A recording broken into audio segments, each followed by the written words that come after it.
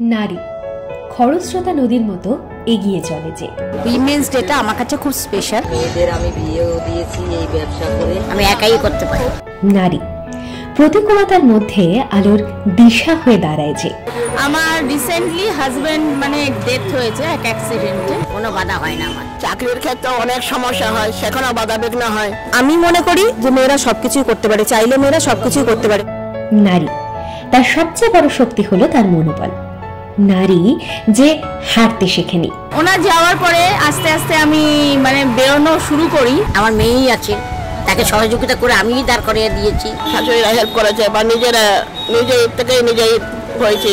হয়তো আজকে আমি সেই জায়গাটায় দাঁড়িয়ে থাকতে পারতাম না, দাঁড়িয়ে আছি সেটা আমার মায়ের জন্য।